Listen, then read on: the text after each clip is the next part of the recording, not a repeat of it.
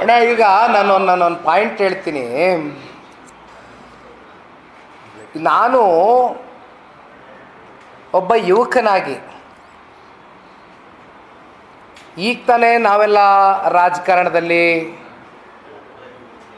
ಬರಬೇಕು, ನಮ್ಮಂಥ ಯುವಕರುಗಳು ಇನ್ನೂ ಸಹಸ್ರಾರು ಸಂಖ್ಯೆಯಲ್ಲಿ ರಾಜಕಾರಣಕ್ಕೆ ಬರಬೇಕು ಅಂತಕ್ಕಂಥ ಬೈಕೆ ಇಟ್ಕೊಂಡಿರ್ತಕ್ಕಂಥ ಯುವಕರು ನಾವೇನು ಅಪೇಕ್ಷೆ ಪಡ್ತಾ ಇದ್ದೀವಿ ಅಂದರೆ, ಸದನದ ಒಳಗಡೆ ಎಂತೆಂಥ ಮಹನೀಯರು ಪುಣ್ಯಾತ್ಮರು ಎಂತೆಂಥ ಅದ್ಭುತವಾದಂಥ ಆಡಳಿತವನ್ನು ಕೊಟ್ಟಿರ್ತಕ್ಕಂಥ ಆಡಳಿತಗಾರರು ಒಂದು ಇತಿಹಾಸ ಇದೆ. ನಮ್ಮ ವಿಧಾನಸೌಧ ದೇವಾಲಯ ಇದ್ದಂಗೆ ಇಂಥ ದೇವಾಲಯದಲ್ಲಿ ಇವತ್ತು ಬೆಳಗ್ಗೆ ಮನಿ, ಸಂಜೆ ಹನಿ, ಮನಿ ಹನಿ ಸರ್ಕಾರ ಆಗೋಗಿದೆ. ಇದು ವಿಪರ್ಯಾಸ ರೀ.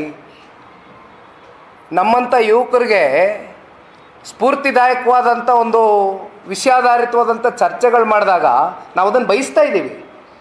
ಬಟ್ ನಮ್ಮ ರಾಜ್ಯ ಎಲ್ಲಿಗೆ ಬಂದಿದೆ ಅಂದರೆ, ಸರ್ಕಾರ ಬೆಳಗ್ಗೆ ಮನಿ, ಸಂಜೆ ಹನಿ, ಮನಿ ಹನಿ ಸರ್ಕಾರ.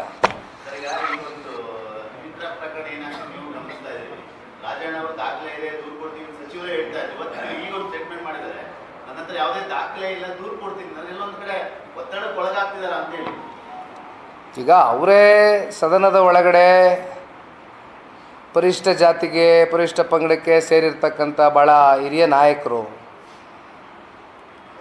ಈಗ ಒಂದು ಸರ್ಕಾರದಲ್ಲಿ ಒಂದು ಕ್ಯಾಬಿನೆಟ್ನ ಸಚಿವರಾಗಿ ಅವ್ರಿಗೇನೆ ರಕ್ಷಣೆ ಇಲ್ಲದೆ ಹೋದಂಥ ಸಂದರ್ಭದಲ್ಲಿ ಇನ್ನು ಬೇರೆ ಅವರು ಪಾಪ ಒಂದು ಮಾತು ಹೇಳ್ತಾರೆ, ಇದು ಬರೀ ನಾವು ಇಲ್ಲಿ ಕೂತಿದ್ದೀವಲ್ಲ ಕಾಂಗ್ರೆಸ್ನವರು, ನಮ್ದಲ್ಲಪ್ಪ, ಅಲ್ಲೂ ಇದ್ದೀರಿ, ಇಲ್ಲೂ ಇದ್ದೀರಿ, ಎಲ್ಲೆಲ್ಲೂ ಇದ್ದೀರಿ ಅಂತ ಹೇಳ್ತಾರೆ.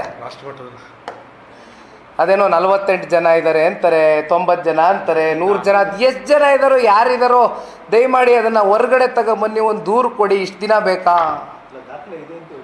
ದಾಖಲೆ ಇದೆ ಅಂತ ಹೇಳ್ತೀರಿ, ದೂರು ಕೊಡಲಿಕ್ಕೆ ಮೀಣಾಮೇಷ ಎಣಿಸ್ತೀರಿ, 4 ದಿನ 5 ದಿನ ಆಗೋಯ್ತು. ಏನಾದರೂ ಒಂದು ಸ್ಪಷ್ಟವಾದಂಥ ನಿರ್ಧಾರ ಮಾಡಿ. ನೋಡಿ ಸರ್, ಒಂದು ಇಲ್ಲಿ ಬೇಸರ ಆಗೋದು, ಒಂದು ಕುರ್ಚಿಗೋಸ್ಕರ, ಬೇರೆ ಇನ್ನೇನು ಅಲ್ಲ ಇಲ್ಲಿ ಪ್ರಶ್ನೆ ಉದ್ಭವ ಆಗಿರ್ತಕ್ಕಂಥದ್ದು. ಎಲ್ಲ ಬುದ್ಧಿಜೀವಿಗಳಿಗೂ ಗೊತ್ತಿದೆ ಇದು. ಒಂದು ಕುರ್ಚಿಗೋಸ್ಕರ ಈ ಮಟ್ಟಕ್ಕೆ ರಾಜಕಾರಣ ಮಾಡ್ತಕ್ಕಂಥದ್ದು. ಯಾರು ಆ CD ಫ್ಯಾಕ್ಟ್ರಿ ಓನರು? ಯಾರ ಮಾಲೀಕ? ಅದರಿಂದ ಯಾರ ಪ್ರಭಾವಿ? ತಗೊಂಬನ್ನಿ ದಯಮಾಡಿ, ಜನಗಳ ಮುಂದೆ ಬಯಲ್ಗಿಡಿ. ನಾವೆಲ್ಲ ಕಾಯ್ತಾ ಇದ್ದೀವಿ, 7 ಕೋಟಿ ಕನ್ನಡಿಗರು ಕಾಯ್ತಾ ಇದ್ದಾರೆ. ಯಾರು ಆ ಮಹನೀಯ, ಯಾರು ಪುಣ್ಯಾತ್ಮ, ಇಷ್ಟು ಸಿಡಿಗಳನ್ನ ಇಷ್ಟು ಸಮಯ ಕೊಟ್ಟು ಬಂಡವಾಳ ಹಾಕಿ ಆಮೇಲೆ ಈ ಜನಗಳನ್ನ ಇಟ್ಟು ಇಷ್ಟೆಲ್ಲ ಪಾಪ ಸಿಡಿಗಳು ಮಾಡಿಸಿರೋ ಅಂಥ ಪುಣ್ಯಾತ್ಮ ಯಾರು ಅಂತ ನಾವೆಲ್ಲ ಕಾಯ್ತಾ ಇದ್ದೀವಿ. ಒಂದು ದೂರು ಕೊಡಿ ರಾಜಣ್ಣ ಅವರೇ, ದಯಮಾಡಿ. ಯಾಕೆ ಹಿಂಗೆ ಸತಾಯಿಸ್ತೀರಿ?